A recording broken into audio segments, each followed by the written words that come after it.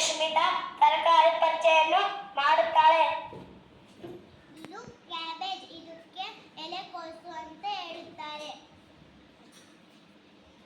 ಇದು ಹೂಕೋಸು, ಇದಕ್ಕೆ ಫ್ಲವರ್ ಕೋಸು ಅಂತ ಕೂಡ ಅಂತಾರೆ. ಇದು ಸೋರೆಕಾಯಿ, ಇದು ಜ್ಯೂಸ್ ಮಾಡ್ಕೊಂಡು ಕುಡಿತಾರೆ. ಇದು ಸೌತೆಕಾಯಿ, ಹಸಿಯಾಗಿ ತಿಂತಾರಲ್ಲ ಅದು. ಈರುಳ್ಳಿ ಇದು ಕಟ್ ಮಾಡಿದ್ರೆ ಕಣ್ಣಾಗ ನೀರು ಬರ್ತಾವೆ. ಎಲ್ಲ ಅಡಿಗೆಗೂ ಬಳಸ್ತಾರ. ಎಲ್ಲ ಅಡಿಗೆಗೂ ಬಳಸ್ತಾರೆ. ಇದು ಲಿಂಬೆ ಹಣ್ಣು,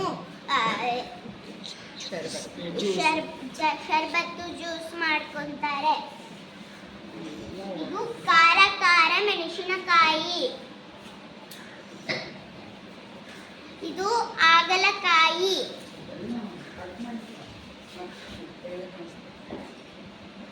ಇದು ಹಸಿ ಶುಂಠಿ,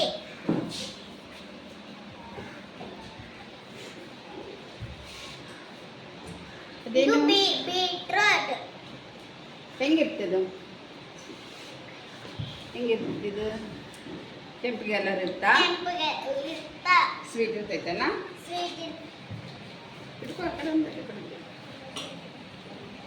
ಇದು ಬೆಂಡೆಕಾಯಿ, ಅಂಟಿರುತ್ತ.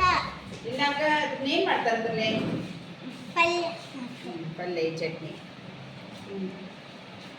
ಇದು ಗೆಣಸು.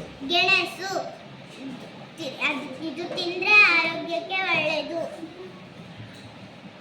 ಇದು ಬದನೆಕಾಯಿ, ಇದು ಪಲ್ಯ ಮಾಡ್ಕೊಂಡು ತಿಂತಾರೆ. ಇದು ಬೆಳ್ಳುಳ್ಳಿ, ಎಲ್ಲ ಅಡಿಗೆಗೆ ಚಟ್ನಿ ಮಾಡ್ತಾರೆ. ಇದು ಆಲೂಗಡ್ಡೆ, ಇದು ಪಲ್ಯ ಮಾಡುತ್ತಾರೆ. ಕ್ಯಾಪ್ಸಿಕಮ್, ದೊಣ್ಣೆ ಮೆಣಸಿನಕಾಯಿ ಅಂತ ಅಂತಾರೆ. ಅದನ್ನ ಪಲ್ಯ ಮಾಡ್ತಾರಲ್ಲ, ಅದು ಪಲ್ಯ ಮಾಡ್ತಾರೆ. ಇದು ಕ್ಯಾರೆಟ್, ಮಕ್ಕಳೆಲ್ಲರಿಗೂ ಇಷ್ಟ.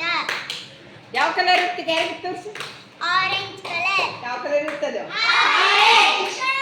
ಅಲ್ಲೇ ತೋರಿಸಿ. ಇದು ನುಗ್ಗೆಕಾಯಿ, ಸಾಂಬಾರ್ ಪಲ್ಯ ಮಾಡುತ್ತಾರೆ.